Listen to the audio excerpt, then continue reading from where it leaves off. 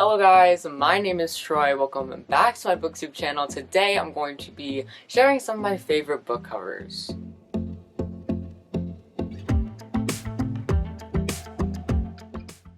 So out here I'm trying to be original, so I just thought of this cool idea of like reacting to some of my favorite book covers and sharing why I like them. So that'll be fun. I think I'm gonna be either doing like 10 or just however many I need to get the content for this video. So I'm just gonna go over my favorite book covers. It's gonna be a great time. Let's discuss book covers because I'm a total person that'll like judge books by their covers. That is me. Anyways, if you are excited, make sure to like this video. It's one of the best ways to support me, and share what your favorite book cover is in the comments. I would really like your comments. You can also just say hi. I'd love to say hello back. And yeah, subscribe to my channel if you haven't already, but let's jump right into the video. Alright, so the first book cover we have to discuss is Legacy by Shannon Messenger, but this is like one of my favorite book covers from the Keeper of Lost City series, and I don't know, probably might be my favorite. It combats with exile, but I don't know, I like this a lot because if you see, like, as you can see, like, there's a lot of like just cool things. Like, they're in London, which is really cool, and also like you can just see the characters are all like grown up and they're looking super fresh. And then we've got like Sophie's like inflicting, like going all around, you know, the cover, as well as like the big clock. There's a lot of also like just tiny details in this cover that like kind of hints at things. I don't really know how to explain it, but like there's just little details like the crest, the clock, the inflicting, the holding hands thing, the love triangle. There's just a lot of little things that are kind of telling to like what the story is going to be, and like there's just a lot of theories I remember that I had about this book based upon the cover, and so I just really liked how it kind of, you know, gave a little mystery to it. I really enjoyed that. This cover is pretty good. So yeah, it's just a really nice cover in general, and I love how it's like they're in battle, they're in London, you know, humans are starting to get incorporated into the story. It's great. This next one I should have done first because it's like my favorite book cover ever, but the Throne of Glass Collector's Edition, which has this cover and like this on the back. This cover is so freaking beautiful. Like, look at it. It has like the water streams and stuff. It's just like a basically collector's edition basically, so I really enjoyed this cover. I don't really know much to say about it. And then on the back has like the deer and stuff. So like this is just a really pretty cover. Ooh, this is another really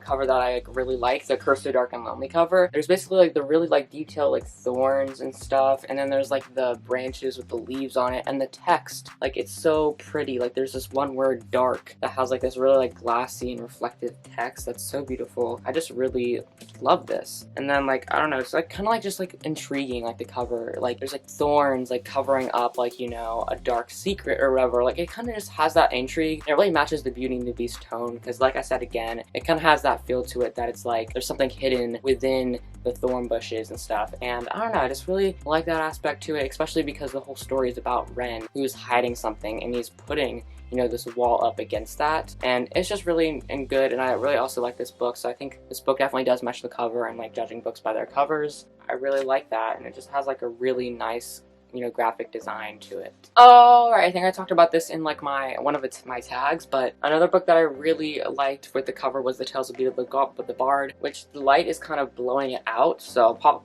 picture on the screen. But basically this has such a pretty cover, and thanks so much to Millie for sending this to me. It's by She Who Must Not Be Named, but I really like the design on this, like with the skulls. Like there's the 3 skulls on here. The skulls are looking at each other, and it's like an Illuminati kind of, like there's the triangle of skulls, and there's the rabbit at the end, and I think all of these kind of like signify the stories. And then there's also like a bunch of stars around it, and it's just really pretty, like the color tones, the green and the purple. I really like that. And then on the back there's also some icons of the stories. Like there's the boiling pot, there's the, haven't read all the tales yet, but I think this is also like the knight from one of the tales, and there's the fountain and stuff. Yeah, it's just really nice, and like the end papers are really nice too. So this is just a beautiful book in general, and I've been having a great time reading through the tales. I'm on 4th tale now. I've been reading it throughout the month, just spacing them out. But yeah, just kind of like picking up random books, just to be honest with you guys. Like I don't have any plan of going into this video, but the next one is The Beckoning Shadow by Catherine Blair, which is just a beautiful cover. And like, look at the back. There's also like the leaves falling down, and I was so lucky to get this book. I can't really remember, but I did win off of a Goodreads giveaway. It was an art, like I got the book early, I guess, and it's like a advanced reader copy, which was really cool. And it was like, I was so shocked that I got it because like 5,000 people entered and I won or something. Cool for me to get this book. And even on the inside, there's like drawings on each of the chapters. Like, let me try to find it. It's not gonna focus, is it? This cover is just really, really beautiful. It has a different style to it. It's more of like a drawing, more of like a kind of like a sketchbook vibe to it. There's the main character on the cover with like a lot of intriguing things. Like she has like the bandages all around her nose and her face, and then like there's the purple tone at the top of her hair, with all the flowers blooming out of it and all the leaves falling down. There also seems to be like a chain kind of like wrapped around her. She's all bandaged up. It just really adds a lot of intrigue to this book, and it kind of symbolizes how she's almost like chained. She's kind of like held back by her ability, and it's really interesting to see like how, you know, she comes back from, you know, just total Brazinga. I don't know what I'm saying. Anyways, the next one I'm going to talk about is We Hunt the Flame. I don't know what I was doing, but this is a really beautiful cover. I loved it. Unfortunately, I wasn't able to finish the book because it wasn't that great, but I liked the cover because, you see, at first, you know, this little moon, that is so pretty. Also, just like the scenic, I guess, mountain, really cool thing at the bottom, and then the mountain like sweeps up, and there's mountains on the side, and then the mountain sweeps up, and there's the starry sky, and then there's like this giant, like, kind of like stone castle or something. And then we also see the hunter right there. It's such a beautiful cover, and I don't know, it just really gets like, it gives me intrigue about what this story is going to be about, but I can't really make a connection between the cover and the story. It was a really great cover, and I like how the text is too, like the curvy text, like wheeze, like whoosh whoosh, and there's just a bunch of like, there's that arrow. It's really nice. I like this cover a lot. Next book. Another book cover that I picked out for this video that I really thought like looked pretty good was the Allegiant cover, just because of like it's really like bright red that I really like. It's a really gorgeous red cover, but with the contrast of the wave and the blue, like I think that contrast between the red and the blue is so nice. Love anything like with that splash of water, and I just think it's like a beautiful thing, like to have like this, you know, chaotic world, just have this, you know, sparkle of water. And then I really like the textile too, like the font. It's really nice. There's like the white, it goes kind of like white, gray, white with the text, which is really nice. And then also you can see at the bottom, there's like this, you can see the gate, like I guess it kind of signifies that the people are going outside of the gate, because I think this is what the book is about. Like, so that's really cool. So yeah, that's another book that I love. Alright, next up we've got The Cruel Prince by Holly Black. Again, if I bring up a white book, it's gonna totally get blown up by my light, which I don't know why my lights are so powerful, because this literally doesn't look powerful in real life, but maybe I'll take a picture for you guys. But this is my light.